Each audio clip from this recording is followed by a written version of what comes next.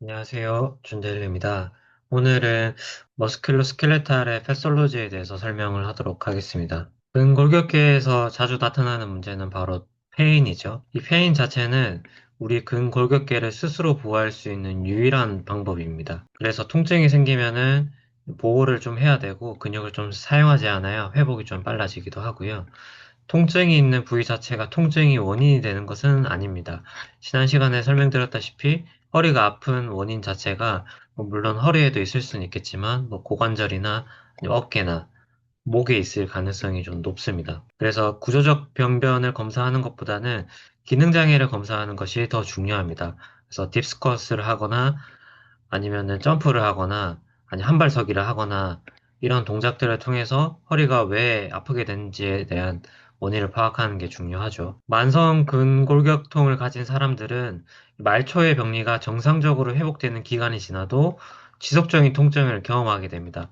우리가 통증이 다 회복이 되고 말초에서 들어오는 감각들이 유해한 자극들이 그렇게 들어오지 않는데도 불구하고 시간이 지나면 지날수록 통증이 생기는 경우가 있죠. 그게 이제 만성으로 들어가는 단계인데 예를 들어서 저희가 교통사고를 당해서 이 플래시 인저리가 생기게 되게 되면은 근육이 갑자기 앞뒤로 목이 움직이면서 근육 긴장도가 확 올라가게 되는데 이때 이 통증 민감도가 굉장히 올라가고 통증의 역치는 굉장히 낮아집니다. 시간이 지나서 목 근육이 좀 풀리고 괜찮아져도 통증 민감도나 역치 자체가 굉장히 낮아져 있기 때문에 그러니까 앉아서 오래 일하시는 분들은 통증을 좀 느끼기가 쉽다는 거죠. 머슬 자체는 뼈나 관절이나 인대와는 다르게 만성 통증의 원인이 되기도 합니다. 대부분의 통증은 근연축보다는 지속적인 수축으로 인해서 허혈이 발생할 수 있습니다. 그래서 근육이 지속적으로 계속 수축을 하게 되잖아요.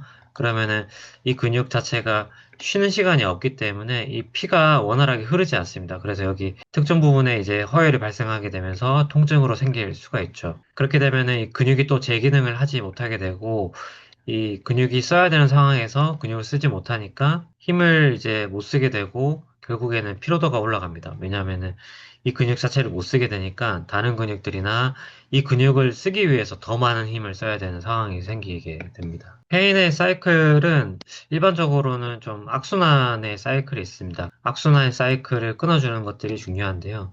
일반적으로 이제 저희가 근육 불균형이라고 하면은 주동근이 촉진이 되고 대안근이 억제가 되어 있는 근 불균형을 얘기하고 있다고 합니다. 적절하게 근육 긴장도가 앞뒤로 잘 움직여줘야 되는데 주동근만 계속 움직이게 되면은 한쪽 방향으로만 움직임이 계속 생기게 되다 보니까 움직임 패턴이 손상이 됩니다. 그로 인해서 자세도 많이 바뀌게 되고요. 제가 머슬 가드닝이라고 적어놨는데 일단 통증이 생기면은 그 통증을 보호하기 위해서 주변에 있는 근육들이 긴장을 하게 됩니다. 그리고 이렇게 긴장되어 있는 상태에서 이제 유튜브를 보거나 아니면 운동을 하겠다고 웨이트 트레이닝을 하게 됐을 때 이 틀어진 방향에서 이 교정이 적절하게 이루어지지 않고 그냥 원래 하던 대로 해버리게 되면은 패턴이 잘못 학습될 수 있습니다. 그러면서 이제 안 좋은 움직임이 더 강화가 되게 되죠.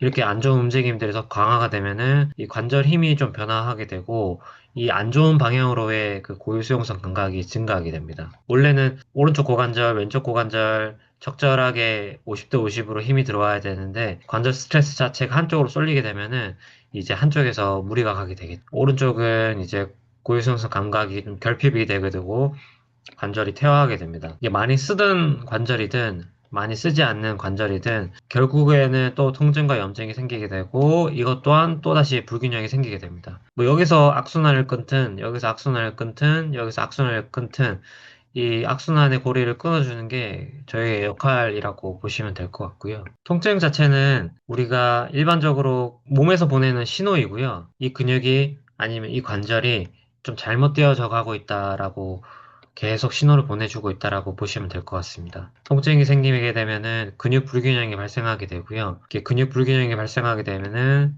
근긴장도가 변화하게 되겠죠. 그러면은 감각 운동계에 영향을 미치게 되고 또 이제 결국에는 근불균형이 생기게 됩니다. 중추 운동 프로그램에 큰 자극이 된다라고 나와 있는데 이게 결국에는 브레인에 영향이 주게 됩니다. 예를 들어서 어깨를 다쳐가지고 물건을 들려고 할 때 어깨가 괜찮아졌음에도 불구하고 근육이 쓰는 패턴이 좀 바뀌게 되면서 팔만 뻗어 나가면 되는데 어깨를 끌어당겨가지고 물건을 들게 되는 경우에는 이 근육 패턴이 변화하게 되겠죠. 그러면은 간단한 일인데도 불구하고 전환에 있는 힘이나 주먹을 쥘 때 들어가는 힘을 쓰지 않고 이제 어깨를 우선적으로 힘을 쓰게 되는 상황이 생기게 됩니다. 그러한 것들이 좀 누적이 되거나 선수들 같은 경우에는 주변에 있는 근육들이 워낙 잘 받쳐지고 있기 때문에 크게 그런 것들이 이상을 못 느낍니다. 근데 나중에 이게 누적이 되면 통증으로 나타날 수 있죠. 왜 이렇게 통증이 생겼냐라고 이제 저희가 체크를 다시 하게 됐을 때 견갑하근의 근활성도 저하가 있다든지 뭐 이런 연구 결과들이 있습니다. 얀다의 경우에는 만성 통증의 악화로 인해 최소 뇌기능 장애가 올 수 있다라고도 얘기하고 있습니다. 정밀한 움직임을 조정할 수 있는 수행 능력의 감소라고 생각하시면 조금 더 쉬운데요. 아까처럼 간단한 물건을 들 때에도 과한 힘이 들어가게 되는 겁니다. 정말 간단한 뭐 볼펜을 짚거나 아니면 책을 들거나 할 때는 저희가 일반적으로 많은 힘이 들어가진 않잖아요. 근데 이렇게 파인한 동작들을 수행을 하게 될 때 굉장히 많은 힘이 들어가게 되고 동작이 굉장히 커지게 되죠. 동작이 굉장히 커지게 되면은 되게 쓸데없는 근육들을 사용하고 있다라는 겁니다. 우리 몸은 굉장히 효율적으로 만들어진 몸이라서 에너지를 최소화하면서 근육을 사용하셔야 됩니다. 근데 이러한 정밀한 움직임을 조정할 수 있는 능력이 감소가 되면 될수록 글로벌 머슬들이 좀 과하게 힘을 쓰게 되죠. 비능률적이다라고 얘기를 하고 있고요. 얀다에서는 이 토닉이랑 베이직 시스템을 좀 나눠서 설명을 하고 있습니다. 근육 불균형으로 근육의 긴장 또는 단축과 근육 억제 사이에서 충분한 기능을 하지 못합니다. 근육이 정적 긴장성 또는 기능적 자세에서 우세한 근육은 기능적인 움직임에서 긴장하려는 경향이 있고요. 동적이면서 위상성 근육은 기능적 움직임에서 약화되려는 경향을 가지고 있다고 믿고 있습니다. 그리고 일부는 이 토닉과 페이직 머슬을 타입 1과 타입 2로 구분하려고 했어요. 타입 1이나 타입 2와 같은 직근과 백근으로 구분하려고 했는데 이 안다가 근섬유의 종류가 항상 기능에 미치는 것은 아니다라고 합니다. 우리가 이 근섬유의 종류에 대해서 설명을 하게 될 때 자세 유지근이냐 자세 유지근이 아니냐로 나누게 되는데 이 토닉과 페이직 시스템 같은 경우에는 이 근섬유의 종류보다는 감각 운동계의 영향을 많이 받는다라고 하고 있습니다. 이 기능적인 단어가 굉장히 많이 나오고 있는데 여기도 기능적 움직임, 기능적 자세 이러한 것들은 우리가 그냥 흔히 얘기하는 일상생활 동작에서 일어나는 동작들이라고 보시면 될 것 같습니다. 뭐 물건을 쥐는 것 자체도 하나의 기능적인 동작이죠. 근데 이러한 기능적인 동작을 하게 될 때 우리가 이 고유수용성 감각 적절하게 팔을 뻗어야 되고 적절하게 근육을 수축을 해서 그립을 잡아야 되고 이러한 감각들이 좀 떨어진다라고 하면은 특정 근육이 긴장을 많이 하게 된다라는 거죠. 그게 이제 이 토닉 시스템과 페이직 시스템에서 오는 그런 불균형들을 얘기를 하는 것 같고 이 근육들을 하나하나 외운다라기보다는 저 같은 경우에는 그 움직임들을 체크를 했을 때 눈에 띄는 근육들이 있습니다. 그리고 그 근육이 반대쪽이랑 비교했을 때 확연하게 차이가 나는 근육들이 있거든요. 저는 이것들을 나눠서 보면은 조금 헷갈리는 부분들이 있어서 참고 정도만 하셔도 충분하지 않을까 싶습니다. 그래서 무브먼트 패턴의 경우에는 근 불균형이 생기게 되면은 무브먼트 패턴이 좀 변화가 생기게 됩니다. 아까처럼 물건을 쥘 때 어깨가 과하게 움직인다든지 물건을 간단하게 들어야 되는 건데 협동근이 갑자기 수축을 하게 되거나 일반적으로 써야 되는 어거니스트나 아니면 스테빌라이저의 근육이 활동이 지연이 되는 겁니다. 이거는 이제 타이밍에 문제가 생기게 되죠. 그래서 근활동이 일어나지 않아야 하는 기간인데 특정 근활동이 발생하게 됩니다. 우리가 그냥 단순히 물건을 쥘 때 그냥 팔만 뻗으면 되는데 몸통이 움직이거나